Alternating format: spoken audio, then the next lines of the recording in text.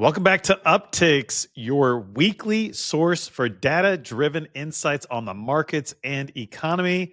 I'm Jake Falcon, the founder and CEO of Falcon Wealth Advisors. I'm joined by my permanent guest, Cory Bittner, the co-founder and co-host. Cory, welcome back to the show. Jake, thank you for having me back. Today, Cory, we're going to dive into some big-time headlines that matter most for our audience's money and their financial plan. So I think it's a powerful episode. First, Cory, a little personal deal. You just got back from a holiday, right? I did. And you want to share with the audience how it went? Yes, it went well. I was at Table Rock Lake for the Labor Day weekend with my wife, my daughter, and my in-laws, and we had a successful maiden voyage, Jake, on my father-in-law's boat. He's never owned a boat, never driven a boat. We successfully launched, retrieved a few times, got it back into the storage where it's going to sit for the time being. Let me interrupt. Do you need a boater's license? I don't know.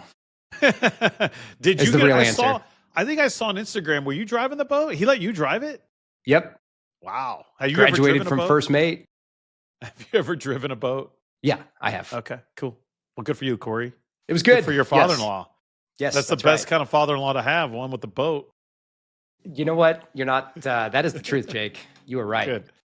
Good. A quick plug here too. So thank you to all of our audience for subscribing to Upticks.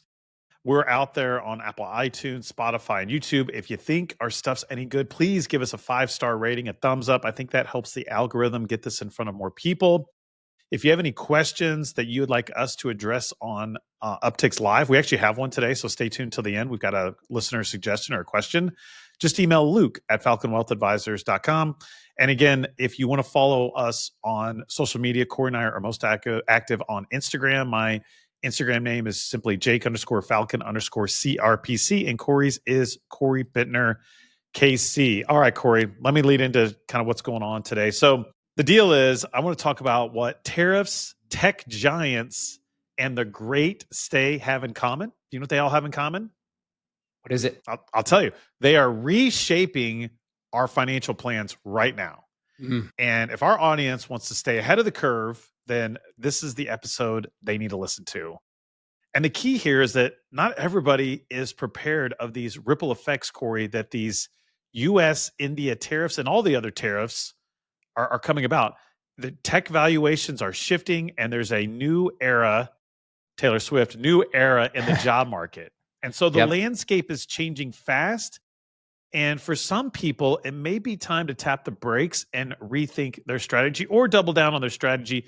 But the key here is you don't want to ignore it. So here's the opportunities. Today, Cory, we're going to talk about how to pivot their financial plans or their career strategy to thrive in this new environment.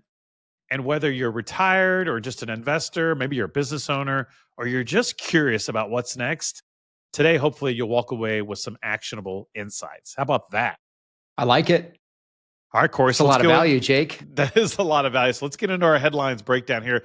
So I want to start with India today, Cory. India's tariff trouble. So the U.S. tariffs on Indian imports doubled. And this is basically going to put a strain on our bilateral ties and threaten jobs. And India is out there seeking new markets and different support measures. So Cory, as our new topic framework of our show, we kind of tee it up. We want to hear from your opinion. And then how does it impact and what can our clients or our audience do? Now, again, remember, this show is not advice.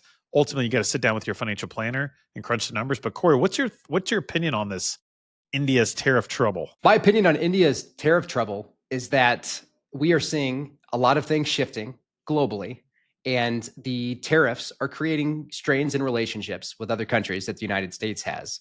But ultimately, I think, Jake, that companies in India, companies in the United States will continue to adapt as things continue to change. But right now, there's just a lot of volatility. And I think that awareness around it and recognizing that companies aren't just going to keep doing what they're doing, companies are going to adapt. And companies in different countries are going to adapt as a result of this. But we're seeing India look elsewhere. Let's zoom out a little bit. Do you think the tariffs are a good idea? These tariff renegotiations or adjustments? Because now, isn't now Congress saying that they're like unconstitutional and Trump is like overstepping his boundaries? Like, aren't some of these getting pulled back? potentially, like if it Yes. holds up in court. That's kind of been the latest news in the markets here. That's And that's been rattling the market. So my question to you, Cory, is do you think these basically what he's doing, do you think it's a good idea? Broadly speaking, I don't. The reason being Really? the reason being that tariffs are ultimately another tax, right? It's a tax on consumption.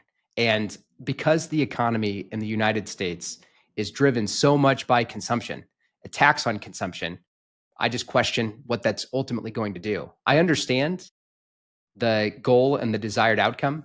It'll be interesting to see how we get there. But overall, I think that if we are taxing consumption in the United States, and consumption is what drives our economy, that's where I question how effective it will be. Really? It's interesting. It's another one we disagree on because I think that consumption should be taxed. I mean, I don't think he's gone about it the most politically correct way. He doesn't do a lot of things the politically correct way. Sure. And I don't agree with a lot of what he does, but I just think that a lot of these negotiations or these tariffs were really not helping the US. And so if we need to reposition because we have because you've pounded the table on our debt issue, isn't this one way to help solve the debt issue, Cory? Like, I don't understand why you're like, if you think debt's such a big issue, increasing our tariffs, our tax on imports or, international goods and services is a way to help. So wouldn't you be for this? I think good question. I think that spending less money is the best way to help the deficit and the debt. And I don't think that this changes that at all. No, you're right. You're right. But the best way to so just you and I, if we have a debt issue, the best way to do it is to grow your income and lower your spending.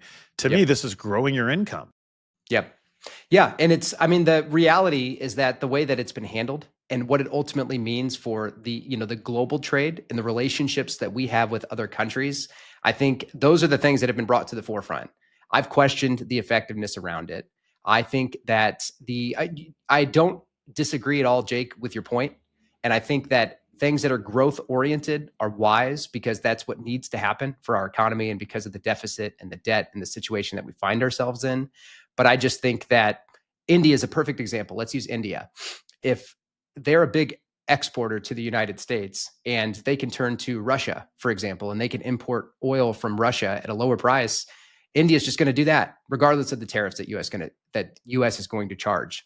And at the end of the day, though, as we're seeing right now, tariffs, the other issue that I have, Jake, is that the cost for them, ultimately, we're seeing it get passed along to customers because other countries don't pay it. We do. The companies in the United States that are importing stuff pay tariffs. And they're not going to just eat those tariffs and let it hit their bottom line in perpetuity. Right. So it hurts the consumer. We'll see how it plays out. Yeah, it hurts the consumer. So I'm not a fan of bullying, and I'm not a good negotiator. So I'm not skilled. You don't think so? You don't think I'm a good negotiator? No. Okay. All right. No, when I go buy a car, I'm not good. Like I don't have to. Luckily, I don't have to negotiate that much in my life. Yeah. I do what my wife tells me. That's good. When I buy a car, no negotiating. I already know I'm getting ripped off. And I just try to get a little bit of cash my way. And I know I'm still getting ripped off. I don't care because I don't buy cars that often. Sure. But I don't know where else I negotiate. I don't really negotiate with our team. I don't negotiate with clients. So I don't know. Where do you negotiate? Do you negotiate other places? No, not really. Now that we're talking about it. But it's interesting that, I hearing you say that you're not a good negotiator, it's making me realize I don't know how often I've probably negotiated more with you, Jake, than anyone. Yeah, maybe you and I have. Yeah. Yeah. So anyways, all right. Yeah. We're just going to have to see. But the key here for investors is to basically, you have to stay diversified and you don't want to be overexposed. So India is an emerging market. And again, this show is not advice, but you don't want to be over or underexposed because you could actually profit from this. And that's the key with our clients. At least we prefer a globally diversified portfolio to take advantage of market inefficiencies when they present themselves. And so this may happen.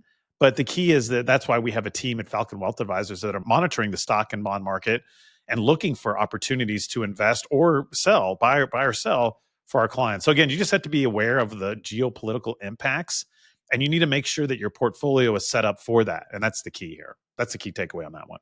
Yep. And if I can quickly add to that, Sure. Jake, the point that I made earlier, which is that things are dynamic and moving all the time. So again, companies and countries will continue to adapt to the policies, to trade, to the way that things are working. So just because things are changing doesn't inherently mean it's bad, because ultimately people will adapt. Right. Good point. All right, Cory, kick us off on the next topic here. All right, Jake, Cracker Barrel. So Cracker Barrel backs down. After widespread backlash and criticism from President Trump, Cracker Barrel reversed its rebranding decision and restored its original logo. The move helped recover much of the stock's initial decline. And again, we're not talking about stock-specific advice here, but we are talking about Cracker Barrel, and we're talking about the what's been in the news around all of us for a while. Did you ever think we would talk about Cracker Barrel? Have you been to a Cracker Barrel? Yeah. Oh, yeah. Yeah, I used to frequent that place in college, believe it or not. We were big fans of, after a late night socializing, right? Networking. Yeah. We call that college networking. I call it that now. Yep. We would go to Cracker Barrel and laugh and have big breakfast with pancakes and biscuits and eggs and bacon. Sounds pretty good. I would go there with my fraternity brothers, so just a few group, and we would just laugh and have a good time at Cracker Barrel. So I'm a fan of Cracker Barrel. My wife isn't, so I don't get to go. But did you see this? Did you see this logo? Did you like the logo? It did look bad. What's interesting to me, and I think so weird, is that the logo would have had such an impact on the stock price. Right. I mean, did people like? My point is, okay, so if you and I like Cracker Barrel, if they changed their logo, would that change you from going to the store or the restaurant? Not me. Me neither.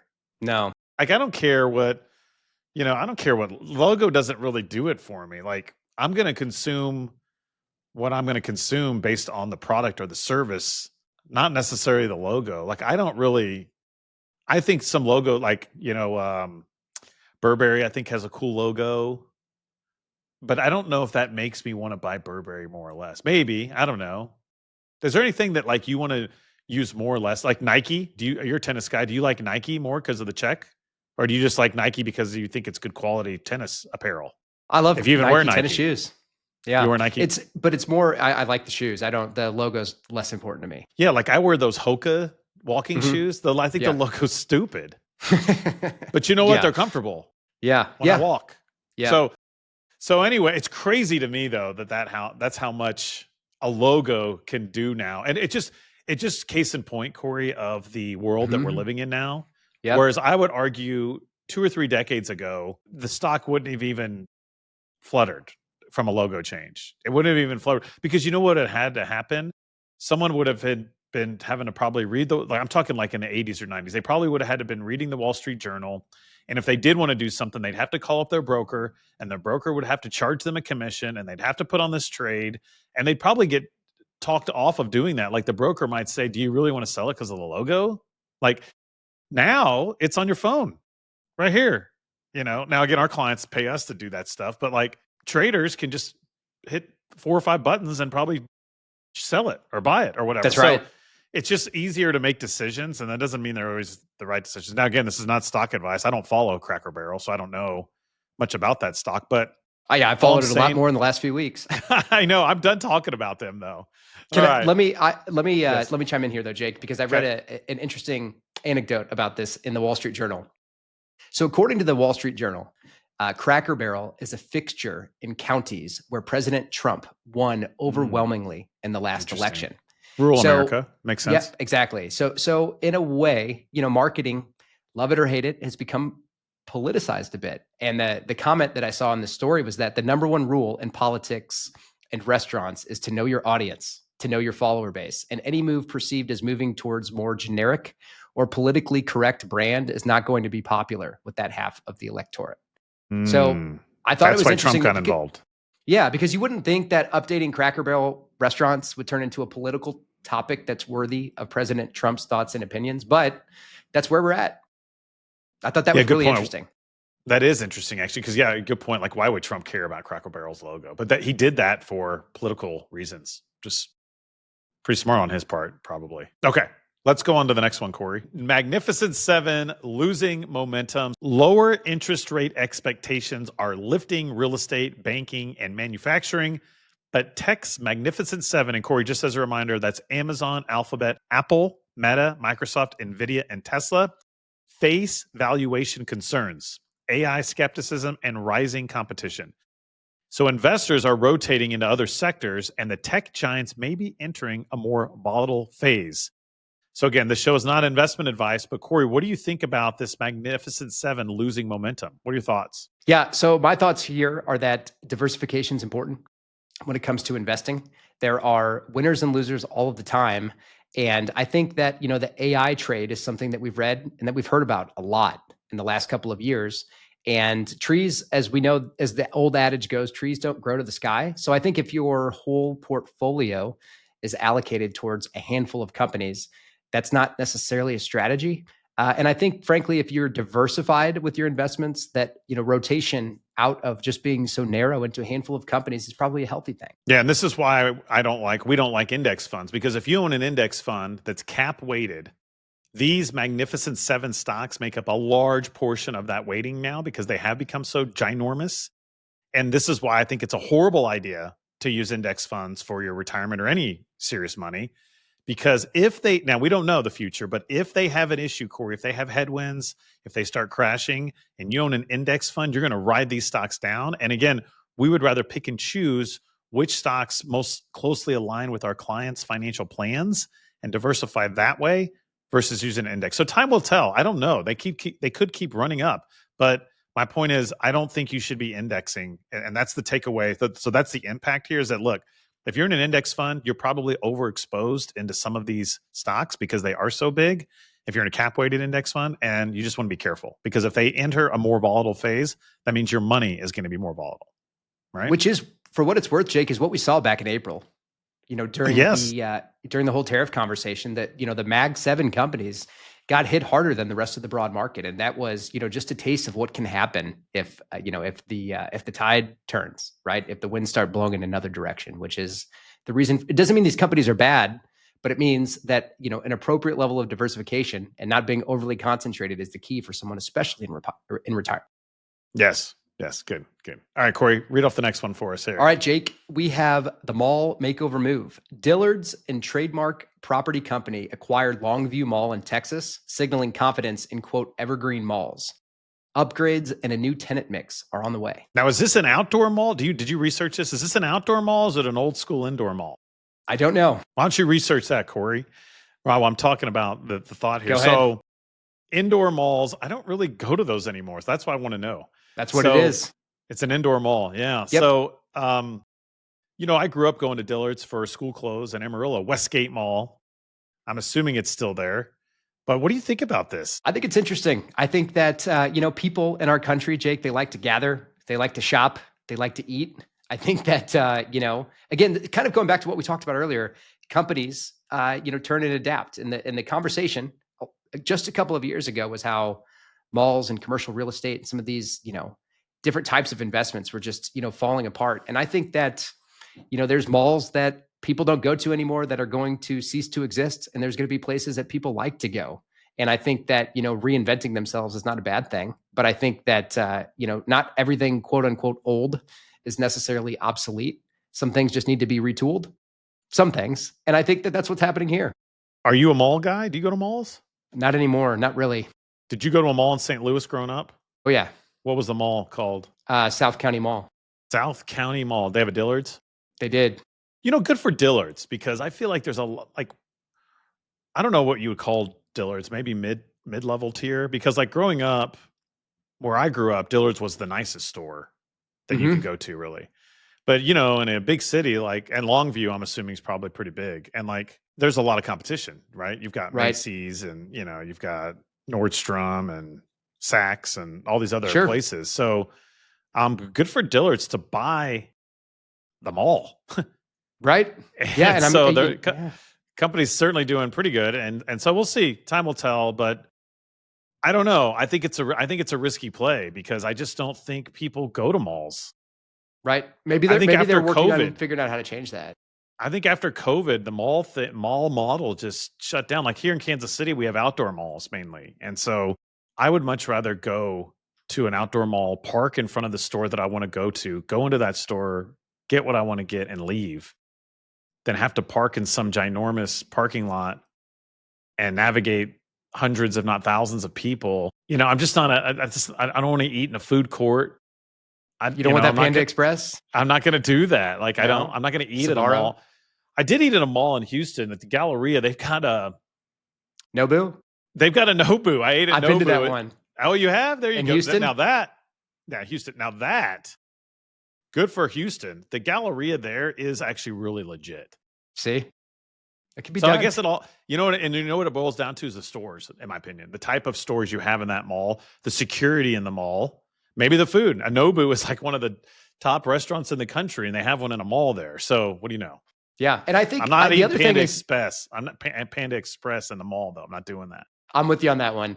What I think is interesting about this, though, is because you just made the comment about COVID, right? People that change things. But another thing that COVID changed is that everybody was going to work from home, right? And now everybody's back at work. True. So, things change. True. Okay. Good. All right, good. So here we go, Cory. I got the next one here.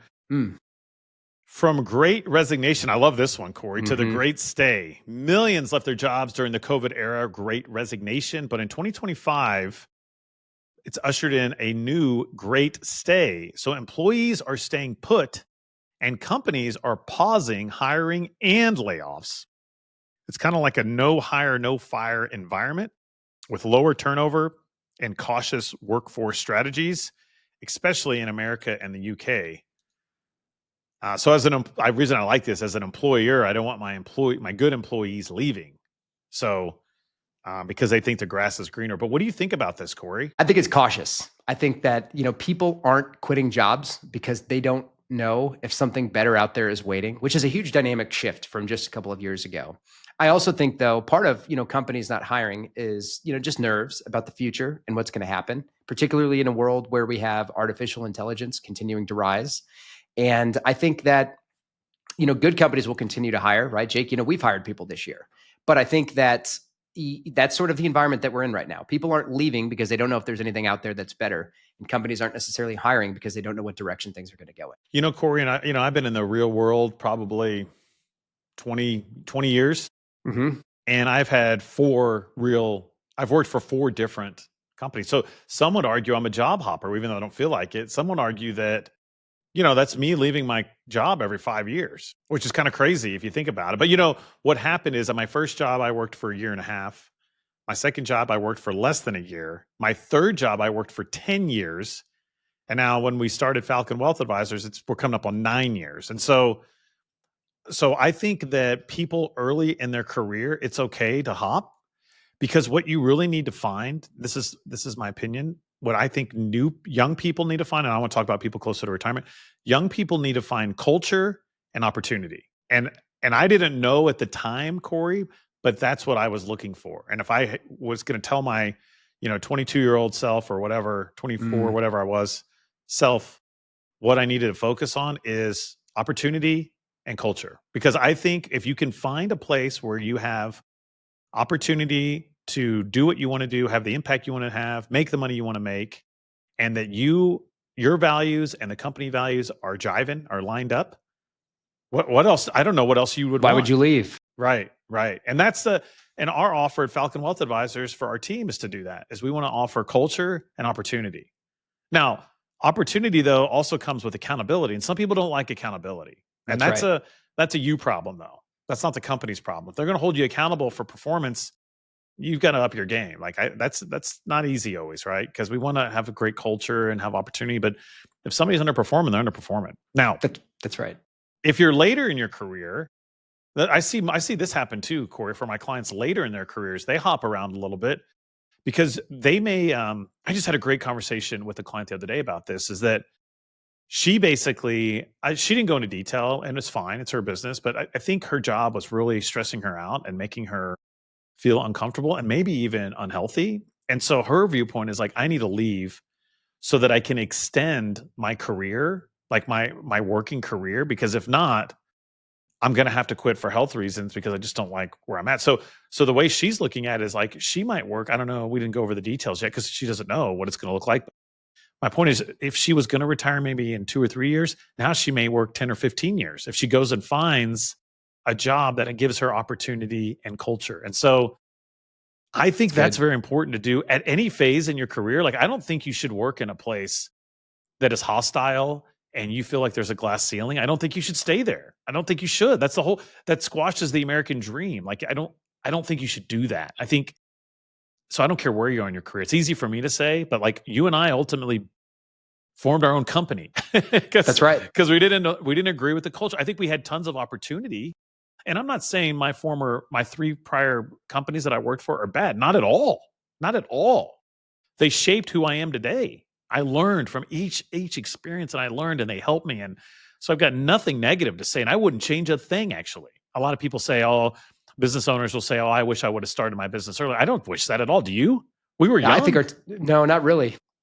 I wouldn't have waited probably longer, but I don't regret. I don't say I wish I would have done this sooner. No, because I needed to learn what I needed to learn, and I needed to experience what I needed to experience. So anyways, I though am all for. I think a lot of young people, though, they jump because they think the grass is greener, and you have to understand, why are you jumping? Is it culture and opportunity, or you just, maybe you don't like being held accountable and that's why you're leaving? Well, that's a different problem. You got to be careful there. Anyways, I went off there a little bit. You have any thoughts? No, that's really good. I agree with you. And I think to just bring it back, Jake, to us and our company here, the way I see it as far as timing and everything else goes, is that we learned, who we want to work for is ultimately our clients. And we want to build a company where we can bring in people that come and work with us to work for our clients as well. And the culture and the opportunity, I think that's a really great way to narrow that down. And I think that's totally relevant for someone, whether they're 16 years old, 25 years old, or 60 years old. Right. And I love the comment that your client made about extending their life, or extending their career, their work, their work life, looking for the right thing. And this is the key component. This is the takeaway for our audience, is that you can do this. I have a client, Cory, he set out for, I don't know what it was, 2 or 3 years without working. And he loved it. He got to spend time with his kids. His wife still worked. I'm sure he helped her around the house. And now he's back in the workforce. So the key component, though, and what allowed him to do that, is he was very aligned with his financial plan. Like, we met and talked about it. We restructured things. We redid it so that the trajectory for him and his wife and their goals were still lined up. And that's the key here. That's the takeaway. Awesome. That if whether you're going to stay at your company or you're looking to jump ship or do something else, the key here is to have a financial plan. That's where it all starts. That's where it all comes down. I just met with this great couple the other day, Cory. They're really big into real estate. They're not clients yet, but they're really big into real estate. But they don't have a financial plan, and they're tired of managing all of these properties. And I said, we gotta build you a plan, because you don't know until you see it on paper or now on a computer screen. But we can show you your trajectory. We can show you what rate of return your money needs to make. We can show you all that stuff and give you some idea of where you are today, versus just doing paper napkin planning. Like that, you don't need to do that. So meet with a financial planner, meet with a fiduciary, build out that plan. And then once you have the plan, it's very important to update it regularly. I'm talking at least once a year. Certainly, if you're going through a major life change, you need to probably meet 2 or 3 times that year, just to make sure everything is properly set up the way that you want to see, because it's your financial plan. It's not ours. It's your plan. So I think that's really important. That's good. All right, good, Cory. Take us home. Well, we got a listener suggestion too also, but going to our next topic here. All right, Meta's new vision. So Meta is launching 2 new smart glasses, Jake, for us to wear in September, including its first consumer-ready model with a digital and gesture-controlled wristband. Codenamed Hypernova, these glasses will retail for around $800 and mark Meta's next step toward full augmented reality functionality. So are these going to be like the Apple goggle things, or are they going to be like the Ray-Ban shades that Meta has? Do you know? I think they're going to be like the Ray-Ban shades, but they're going to have a gesture-controlled wristband. Yes. Yeah. I might get me a pair. I almost bought the Ray-Bans. Same. So I don't like Apples. I think Apple is a very expensive toy. My buddy has one. The Vision, it's like a helmet almost. Yeah. And I wear hard contacts, and it wouldn't work, believe it or not. And we determined that's probably why, because I've got these special contact lenses, and it actually wouldn't work. So now maybe they've gotten over that glitch, but I saw it as it's expensive. It's like thousands and thousands of dollars. Yep. And I saw it as a toy. Yeah. Now maybe these glasses are going to be a toy also, but gesture controlled, like what is it going to, I don't understand it. Did you research this yet either? I think the gesture controlled wristbands, let me explain this. Yeah, pull it up. Pull it up here. I want to know. We should have probably done more homework before today's show, but hey. That's all right. We're doing You're it on right vacation. now. You're on holiday. Yeah, so Meta builds wristband that can control devices, Jake, with a flick of the wrist or your fingers. It's a non-invasive neuromonitor interface, enabling diverse computer interactions for novel users through signals, which is super interesting. It's going to have a neural wristband that comes with it, but they're going to look like glasses. And that's what Apple does. So Apple, like you pinch and do things.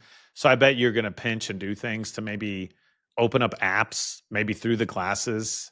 Maybe you can start recording or listening to music or take a picture, I'm assuming. Yeah, we'll see. I mean, it'll be interesting to see what happens. No, this is true, Jake. This morning, there was a lady that was walking her dog that came within about 2 feet of literally walking into the side of my car that was parked at a stop sign because she was looking down at her phone. So I think if maybe the glasses get my Instagram feed right in front of my face, we'll see what happens. I think though, I've thought the Ray-Bans that they've made are pretty slick. And I think that, as a way to sort of, document the reality that you're a part of rather than, the big vision that's coming over your face, like you talked about, but we'll see. It's funny that we're talking about this because this morning somebody almost walked directly into the side of my car. Be careful. And they're looking at their phone. I was talking about this the other day after a round of golf with some guys that I play golf with. Like, do you think the day is coming when like you'll just have a pendant? Maybe there'll be glasses or maybe there'll be something, a chain you're wearing around your neck where you're just recording constantly your life? Probably. I do. Which is kind of weird. Yeah. And will you have to disclose the argument, or the question was like, well, you have to disclose it. We have to say like, hey, Cory, like you and I are meeting for lunch or whatever. Okay, just so you know, I'm recording this whole lot. Yeah. Yeah. You will be surveilled every time you leave your house. What's kind of interesting though, it's good and bad. We're giving it privacy, but think about all the data that's going to be out there that's going to be able to be analyzed. And I don't know. It feels a little Big Brother-esque to me. A little? It feels a lot that way. Yeah, it's a lot. So all right, Cory, here we go. Let's go into our myth. Here's our myth. Going back to the tech sector. And you called it this months ago on one of our shows that it was a safe bet, the safe money. So is it still the safe money? Are the Magnificent Seven, even though they're facing headwinds, is diversification more critical than ever? Yes, absolutely. And I would say they were never safe. I know you said that, but like... Sure. That's the way the market was treating them. But Wall Street was arguing that they were the safe trade, but... I don't know. So I mean, things change. Things change. Exactly. The key is diversification. Can't pound the table enough on that. Yeah, diversification. And don't think just by buying a product that you're diversified. You might not be. So you got to understand, if you do want to buy products, that's fine, I guess. But you need to unwrap that product and understand exactly what the holdings are, what are the allocations, and how does that correlate with your financial plan. That's what we do for our clients. So again, we don't buy products. We're just going to build the portfolio that aligns with your plan. To us, it's very simple. And I think Wall Street makes it a little bit more complicated than it needs to be. Yes. All right, let's get into our listener question segment. Okay, Cory. Good. Here we go. I'm gonna ask a question and let you answer it. How about this? Okay, so how is it that someone can collect their pension at 60 and still work another job without worrying about the amount they make, whereas someone who collects Social Security at 62 would have limits on how much they can make until reaching Social Security's full retirement age? When was this law passed, and how is that fair for someone who may take it early for health reasons or whatever? This has always seemed so unfair. All right, Cory, what are your thoughts on this? I've got some thoughts too. So first off, here's the breakdown. Pension income is, most private and public pensions allow you to work and earn as much as you want after collecting the benefits without a penalty. Social Security, on the other hand, if you start collecting it before your full retirement age, that is when there's limits on how much income you can earn from employment before the benefits are reduced. And the law dates back to the Social Security Act amendments in the 1950s and the 1980s that are ultimately designed, I think, Jake, to encourage people to wait until their full retirement age. This, of course, is a hot topic, especially for people with health issues, but or financial needs. But the fairness debate is the interesting part. What are your thoughts, Jake? Yeah. So I think this person, and I thank you for their question, is that, so you have to delineate between the two, because a pension is more of a something that's funded separately from Social Security. And so Social Security has their own rules. Your pension may have their own rules. Like some pensions let you do a lump sum. Some let you only get an annuity payment, but you can go make as much money as you want. Right. And so Social Security, this is just the rules they set up in the 50s. I think they edited them in the 80s. But the bottom line is, I think the reason, and 67 years old is the typical full retirement age. That's for most people. That's not everybody. So it's based on when you were born. But I think they're trying to encourage people to wait longer so there's more money in the fund to pay out benefits, because most people know that Social Security has a problem. And if nothing gets edited further, it stands to be underfunded in 10 years. So, or less. I think this is Social Security's way to try to encourage people to delay it and not double dip. I don't agree with it, right? I think Social Security should have been invested in stocks and bonds, almost like a 401k. They should have probably given you money that you couldn't touch, but it was invested, and you could have investment elections based on your financial plan. You want to talk about customizing it. That'd be a way to customize your Social Security benefit. But that's not the deal. So the bottom line is that you need to meet with a financial planner and go over your options, understand the pros and cons and penalties and non-penalties, and just make the decision that's best for you. Here's the big problem, though, with Social Security. There's lots of problems, but the biggest problem is the unknown. We don't know how long anyone's going to live. So we can't tell you with certainty of when to turn it on, because your life is going to change, right? And that's okay. So what we normally do, and again, this is not advice, is we normally try to see if your financial plan works with the lowest possible Social Security benefit, then we know we only have up to go from there. Now, I'm not saying that's what we recommend everybody do, but that's where we like to start. Say, okay, let's say you do turn it on at 62 if you're not working. Can your plan sustain a 3-decade retirement time frame? And if it can, then we're like, okay, good. Social Security is not as important of a decision for you. Let's talk about pros and cons of turning it on and off and so forth.